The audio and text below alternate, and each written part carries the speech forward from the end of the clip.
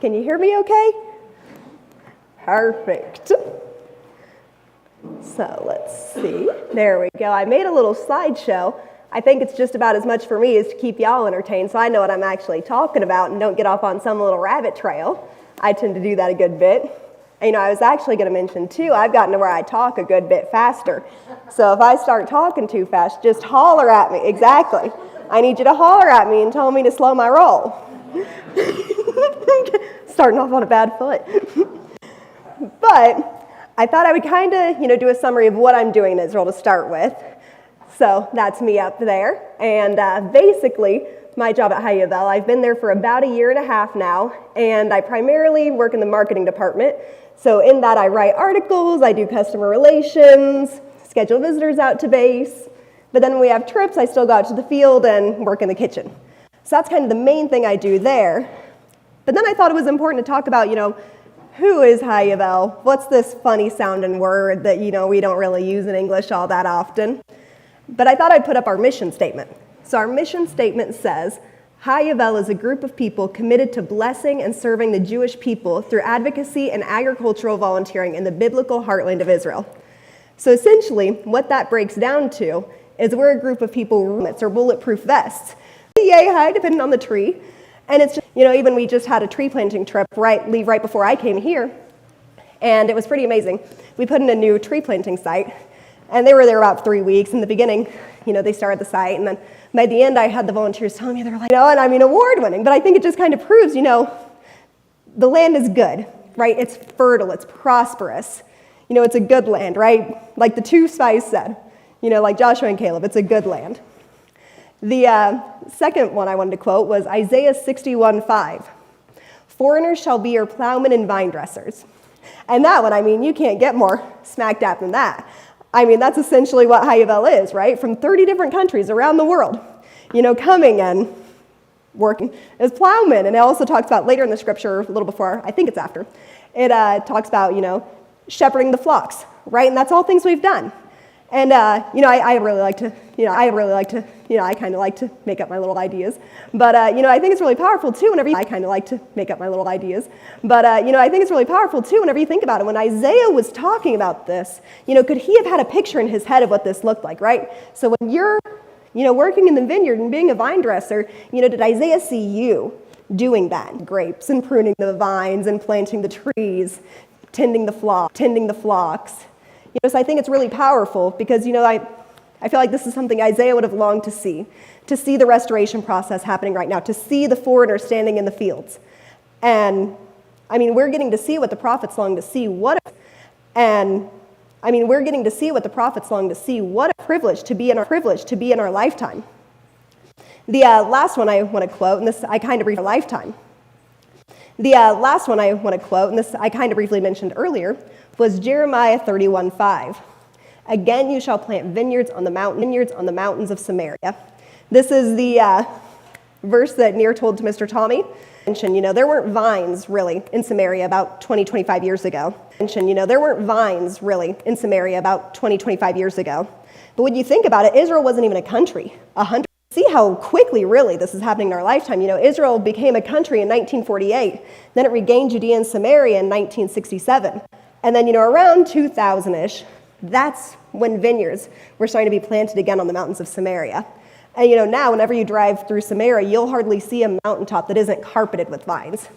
It's a very powerful thing to be able to, see that and see the prosperity of it. But, I know a lot of people are like, oh, well, that's an Old Testament thing. That doesn't apply. But it just isn't only an Old Testament thing.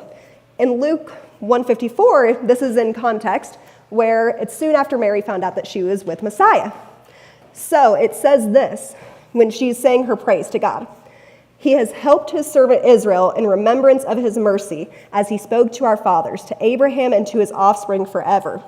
So you're even seeing that, even Yeshua's coming. It's to, be in line with the covenant to Abraham and to his descendants, to help his servant Israel. So it's a very positive thing. It's a very amazing thing to see that this is a theme throughout the entirety of the Bible. It wasn't like, oh, that was what we're doing, but that's not what's happening anymore. It's a constant theme from the beginning to the end. But, as with most things in the Bible, Fulfilling prophecy isn't necessarily always popular. That looks like settlements being destroyed, farmers being sanctioned, businesses being sanctioned, and countless other measures to slow the redemption of the land of Israel. But there's another thing that I think is also very hand in hand with the redemption that I would say is probably just as contended or even more contended than the development of a Jewish presence in Judea and Samaria. And that is the Temple Mount. The Temple Mount is something I would say most of us are fairly familiar with, but I thought I would do a little bit of a refresher. So in Judaism, the Temple Mount is the holiest site in Judaism, right? That's where it's believed that God spoke the world into existence. That's where Abraham was willing to sacrifice his son Isaac. And it's also the location of the first and second temples. Whereas in Islam, it's considered the third holiest site. It's considered where Muhammad ascended. It's the location of the Dome of the Rock. And it's also the location of the Al-Aqsa Mosque. The Dome of the Rock, people usually think is the mosque, the big gold thing you see in all the pictures of Jerusalem.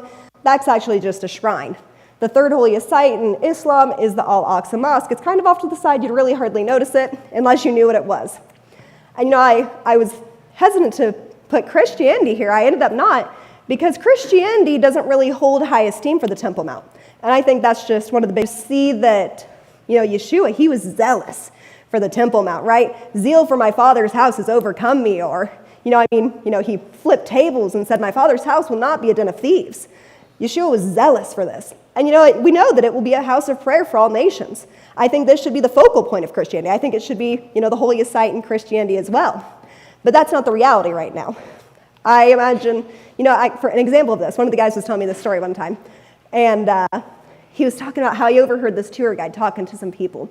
And the tour guide, he was a lot of hardship connected to the 9th of Av. A lot of hardship connected to the 9th of Av. That's when both temples were destroyed and countless other calamities. But this past year on 9th of Av, what happened was that's when suddenly there was a switch. The Jews were able to go up on the Temple Mount and prostrate and pray and say the Shema. And suddenly it became a little different. A year ago, actually, I was on the Temple Mount. I tend to take off my shoes when I'm on the Temple Mount since that's my personal choice, since it's a holy site. And I had to argue with the Jordanian Waqf. They kind of guard it, per se. I had to argue with them about it, and eventually I had to put on my shoes. But, that was the climate less than a year ago. And I mean even more so within the last few years, if you would have even, moved your lips on the Temple Mount if you were a Muslim, then you would have been arrested and dragged off the Temple Mount. Essentially, the climate on the Temple Mount prior to Tisha B'Av, and still a lot of this is happening today, is the Muslims have the freedom to go on the Temple Mount anytime they choose. All day, every day, they have that freedom. Whereas the Jews, and along with other religions like Christians, there are only a few certain hours in the day that you can actually go up on the Temple Mount. And when you go up, you can't bring a prayer book, or I've tried to bring my Bible up a couple of times, and they don't really like that all that much. And no religious articles unless you're a Muslim, right? So it's a very religiously restricted area unless you're a Muslim. And like I said, the Muslims, they have the freedom to do anything they want, pray, anything. But like I said, and I've been up on the Temple Mount a few times since the 9th of Av, and it's changed immensely. People are still prostrating, praying verbally and out loud, and nothing's happening. So I mean, there's been this drastic change, and it's amazing to see, because it makes you wonder, well, if this year was like this, what's coming next year? Right? What are miracles and amazing things is God going to do next year with the Temple Mount? How much is this going to change? Will religious freedom on the Temple Mount happen in our lifetimes? So I think that's a really exciting thing.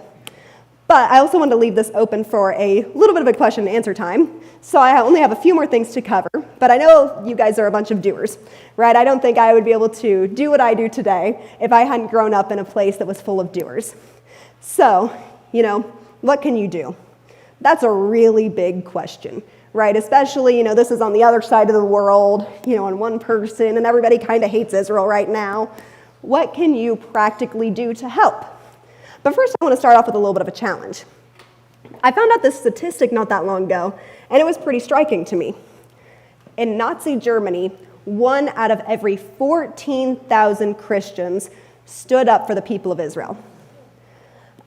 I was appalled, frankly, by that. I grew up very Christian, of course, all of you know that. And you read the Bible and it's all about Israel and the Jewish people. And without that, there's hardly any Bible left. You can't take that out of there. So to learn that there were Christians, right? People who go by the same identity as I do, who, sat in their church pews and watched the train cars full of Jews go by, I was abhorred. So, I think my challenge to you all is to make sure that, you aren't like the other 13,999 Christians out there. Be the one who says, no, I am not going to allow this to happen in my lifetime. This is unacceptable. No, I'm not going to sit here idly by watching the Jews go off to the slaughter again. So that's kind of my challenge to you to kind of, it's imperative that we ensure that this doesn't happen again. But then I also thought I would add in a few more practical things that are, not quite so big, right? And the first thing I think you can do, and I would say this is probably the most important thing you can do, is go to Israel. I don't know if any of you heard about this. We had a work crew come in shortly after the war, and they got called the Cowboys. So they showed up in the airport, and they had on their Western apparel, like most of us here would wear. And Israel just went crazy over it, viral. Millions and millions of people were reposting them and sharing them. And they went to Jerusalem one day and got stopped over 100 times in one block to get pictures. They became absolutely famous across the country. And the thing that's pretty interesting about it is we'd had all these guys on trips before, right? It wasn't their first time to Israel. They dressed like that every other time. But I think what really stood out was when everybody was leaving the country, when everybody was fleeing, these guys came in to help, right? And I think that really made a statement to everyone. Of course, they helped a lot in agriculture, but I think what impacted people the most was there was someone out there who cared about them and supported them and backed them. I think that's just really, really powerful. We actually have this friend of ours. He's a war hero. He's the oldest member of the IDF reserves. His name is Ezra Yachin. And he was talking to us one day, and I think there actually might be a clip on one of our websites, and a great, great privilege. And he made a very kind comment that just is it's a blessing. And he was telling us, he was like, the Jewish people throughout history, we've never had friends. There have been a couple people, like your Corrie ten Booms, who have been our friends, but we don't have friends. Which he actually told us, that Hayavel, he's like, you'll be remembered like a Corrie ten Boom. You'll be remembered as our friends. And I think that really gets to the heart of why the Cowboys were famous, right? Just four guys wearing boots and jeans and button-up shirts, right? That doesn't make sense. But I think what it meant to people was that they have friends, right? In this time of hardship, when the worst tragedy since the Holocaust happened, when everybody was abandoning them and spewing hatred, these people came to help them. So I think, one of the most important things you can do is come and show your support, show that you are a friend and that they aren't all alone. And another thing you can do is take part in the redemption process. This I actually feel like, it's a little funny. I feel like this is like another thing you can do if, I know that life gets a little busy and it's hard to, get off of work or you have school or, flights are expensive. It's a little bit hard to leave sometimes. So I think something you can do from here is advocate and educate. So basically, there's so much anti-Semitism and lies and propaganda going out about Israel right now. The genocide claims, the humanitarian aid claims, all of those have been very disputed. But there's so many lies going on. You even look at what's happening in Amsterdam, or you look at what's happening on college campuses. That's the craziest thing. Calling for an intifada? I don't even know if they know what that is, but it's not good.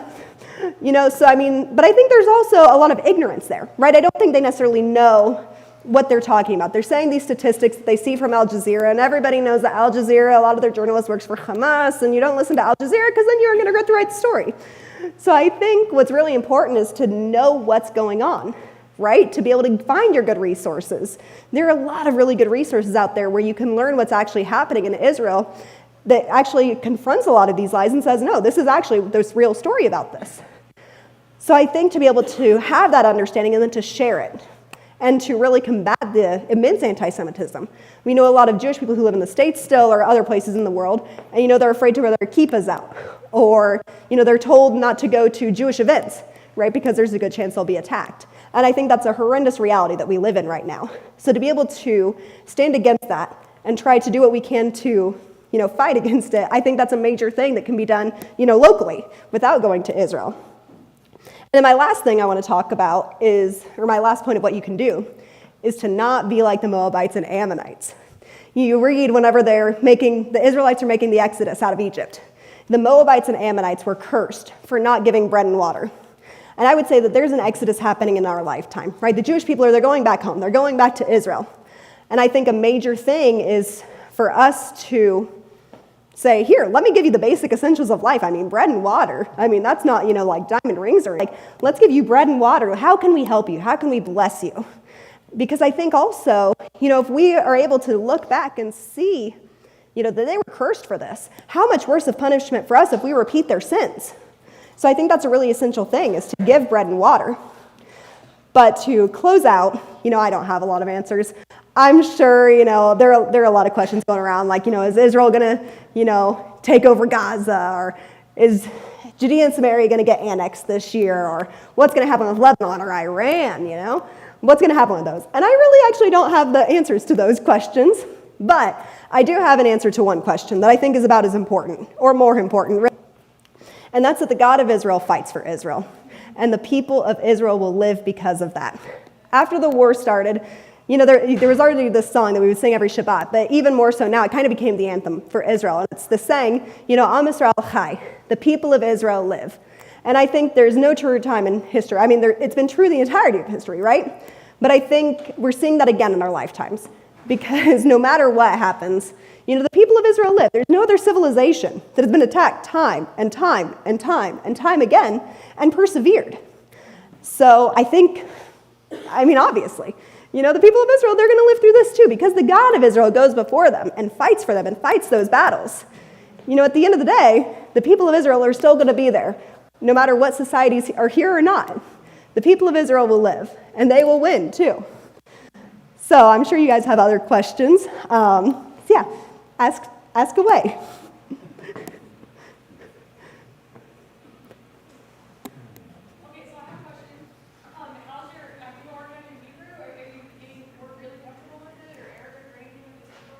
I'm learning Hebrew right now. I can read it pretty decent, but a couple months back, so I'm starting to learn to speak it a little better. I'm not good conversationally yet. I can pick up a word here and there, but conversationally, I'm still getting there. They talk a whole lot faster than I do. Crazy, right? I know. I talk slow for all of them.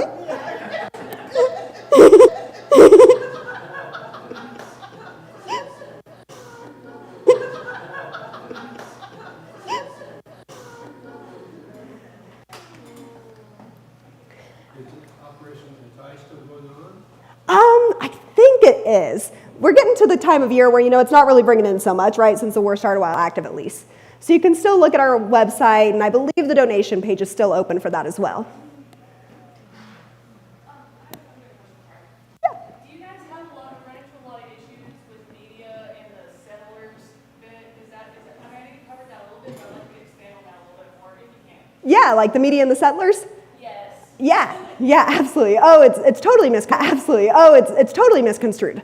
So a major thing you'll actually see in the media is that the settlements are illegal under international law. That isn't actually true. So in most cases, right? I mean, of course, you have your little case here and there. But under the Oslo Accords, Judea and Samaria was divided into 3 areas. Areas A, B, and C. Area A is only for Arabs. Area B is for the Arabs to live, but then the Israeli military handles security. And then Area C is Jewish life and military. Right, and actually the crazy thing about Area A is, before you go into an Area A town, which I've actually never been in one, you'll find out why in a second, there are these big red signs, massive signs, and they sit outside of every Area A town, and they say, if you're a Jew, then entering this town will be a risk to your life. Yeah, so very severe, very hostile. And the thing is, so most of the Israeli stuff, because then you go into other little nitpicky things like, the blue line, that's where you can build in Judea and Samaria and this and that.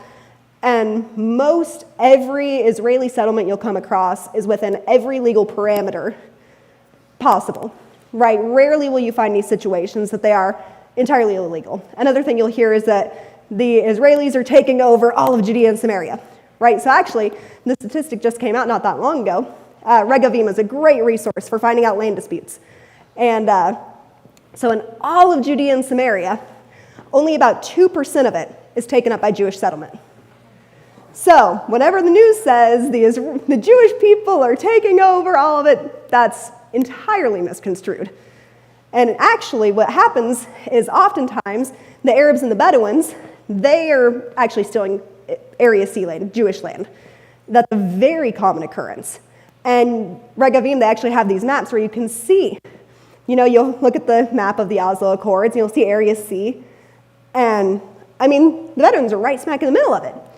Or the Arabs are, right? They're all building illegally into Area C land, which is entirely illegal, but that's not the story you're going to hear in the media. So that's a really big problem right now is people don't know the laws, and then they hear these claims that hold no water whatsoever. So yeah, that's one of the big things with the settlements. Of course. Can you give us the reactions of Jewish people with the American elections? Oh, they were excited. Like I was telling this table earlier, so Sagot Wine, that's a really big winery in Judea and Samaria. We helped them out a lot. So the day of election, before we even knew who won, they released this wine that's called the Trump wine. So it's a very, very optimistic reaction. Excited about him. I don't know a whole ton about him yet. I haven't been able to study up fully, but yeah, very positive. Really, everyone's really excited about all the picks Trump has made so far because all of them seem to be a very pro-Israel group. So, it puts out a really, hopeful future for, Judea and Samaria, the Temple Mount. So, God willing, good things will really come from this. Have any of the vineyards that Hardyville works, have they been damaged by the bombardments that have been going on? Actually, so that's really amazing. So, the Iranian attack, where we are in Israel, it actually, the Iron Dome shoots the rockets down right above us, right? So you actually get a lot of shrapnel around where I am. But the vineyards, they're essentially unharmed. It's a very miraculous thing. And, one day we actually had a rocket get shot down from, I can't remember where it was, from Gaza or Lebanon, and it fell in the Arab town. But, the thing, too, that you'll see with the both Iranian attacks, so back in April, there was one fatality, and it was a Bedouin boy. And then, back in October when that Iranian attack happened, there was only one fatality, and it was actually a man from Gaza, an Arab from Gaza who was in Jericho at the time. So there has been very little damage around us at all, and no Jewish life lost whatsoever, which is, totally a God thing. Is the IDF outpost on Harbor Cos still manned? Do they still have the military up there? Oh yeah, there's military all around us, on this mountaintop and over here, so yeah, it's still very active. So when do you start your day and when do you end your day? It depends on the season. So harvest time is probably our most intense, the heat especially. Usually what we'll do is we'll have, worship at 5 and then breakfast at 5:30. So if you're in the kitchen crew, you get in the kitchen at 4:30. So, pretty long days, and then we'll go till about, we usually have speakers around, I want to say it's like 6 or 7 o'clock at night. So pretty well like 4 to 8. That's pretty well a day during our busy times. Now, in off season, it's not quite so intense. We usually, take it pretty easy or a little bit lazier. But, there's always things to do. We just don't keep quite so strict a schedule. Have you done archaeological discoveries since you've been with the farming and stuff? Does that happen quite a lot? Oh yeah, that happens like crazy. So actually, Hayavel was kind of involved in the discovery of the lead tablet that was found in Joshua's altar. So, that was a major one. So that was a few years back, but there are discoveries every day. And it's pretty amazing too, here, America, it's such a young country. But, here we're like, wow, the Alamo, that's from 200 years ago. What in the world? There, just down the hill from where I am, we have the cistern. And it's like, oh yeah, that's like from the Byzantine period. That's not really anything special. That's new history. So it's an entirely different thing. But, we do have a lot of cisterns and wine presses. And there's constant archaeological discoveries. The wine presses are actually pretty cool because They kind of prove the Jewish presence in the area, dating back millennia, right? Because Muslims, they don't drink wine. So why in the world would they need a wine press? And they'll go to these wine presses and they'll say, no, we used to live here. And it's like, well, you really couldn't have. I mean, obviously, that's kind of got to be Jewish. But yes, you actually have those discoveries all the time. And, it's pretty neat. Whenever we work in vineyards around Shiloh, ancient Shiloh, it has to do with the sacrifices, right? You would bring your sacrifice, and then you'd have it in a holy vessel, right? The pottery. And it was wrong to use this again. And you had to eat within viewing distance of the tabernacle. So on these little mountainsides, you'll find all these pottery shards, because you couldn't use it again, so they would break it. So still today, you'll find hundreds and thousands of pottery shards that date back to the times of the tabernacle. So, even stuff like that, that wouldn't necessarily make, like world news, but are still really amazing. They found these ancient grapes, or raisins, I guess would be a better name for them, in some pots they found, in an archaeological dig in ancient Shiloh. And they actually dated these back to the time of Eli. So, yeah. And what they did actually is they took them to a university there. They were able to recreate or take the samples from this raisin and basically revive this species of grape. So now they're actually using this. They've planted vineyards with this grape, and now they're making wine from it. So essentially it's the same type of wine you would have expected back at the times of the tabernacle. So it's really amazing the magnitude of history there. Yeah. This isn't, we're all in the same boat. Why are you excited for this, right? Why do you look at this as a positive? But for them, it's a different mindset, right? They look forward to death. And if it means the death of a Jew, then that's a good thing. They'll be excited for that, even if it means they die. So that one I would feel like was a bit more jarring. But then the one in October, so that was actually the largest ballistic missile attack in world history. There were 181 ballistic missiles fired towards Israel, and basically, you look at the map, and it's basically the entirety of Israel. Not so much in the Negev, because there's nobody down there really, but basically the entirety of Israel. And that one I feel like we actually had volunteers at that time. We had about 60 volunteers with us. So, but it's really amazing how God worked. There's this supernatural peace that's really unexplainable, and it happened in both situations where, it's just, it's okay, right? And whenever that happened, it was, more in the evening. And it actually only took 12 minutes for those ones to get there. I guess it was a different type of missile. I'm not really very versed in my types of missiles, so I couldn't really tell you what the difference is. But those only took 12 minutes. But I was actually out with a family having tea, and we started seeing these flares go up in the sky. And we're like, Get into Jerusalem or anywhere. oh, no, we haven't had to have those since I've been there. Oh, okay. So you're free to go whenever. Pretty much, yeah. Whenever the war first started, they had a lot of things shut down because nobody knew what was happening those first few days, because it was like, oh, is it coming to Judea and Samaria next, or is it staying down by Gaza, or what's going to happen? So those first few days, it was pretty tight security.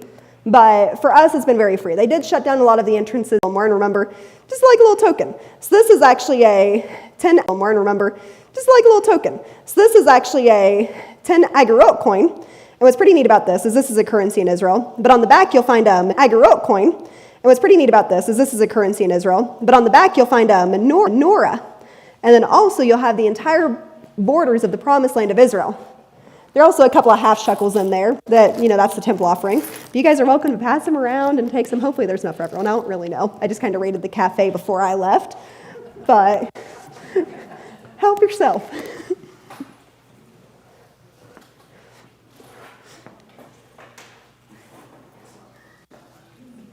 And we're going to allow our folks to make contributions. I talked with Peyton. If you're going to give by check, you together and give her a check together.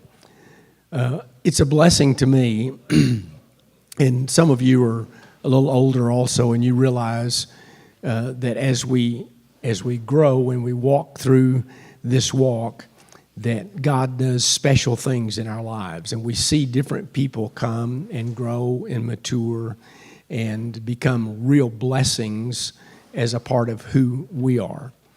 Peyton mentioned a while ago that in 2004 is when the idea of Hayuvel developed with Tommy Waller. Tommy and I have talked about that before, and I don't know, Mike might have been involved in some of this too. The year 2 is very important in a transitional period of understanding or opening eyes to what's going on in the world. Some of you may be able to think back and see what happened in your life in 2004. That was a time in our life that God was transitioning us. We came to freedom in 2004. And Tommy went to Israel for the first time in 2004. And that began a change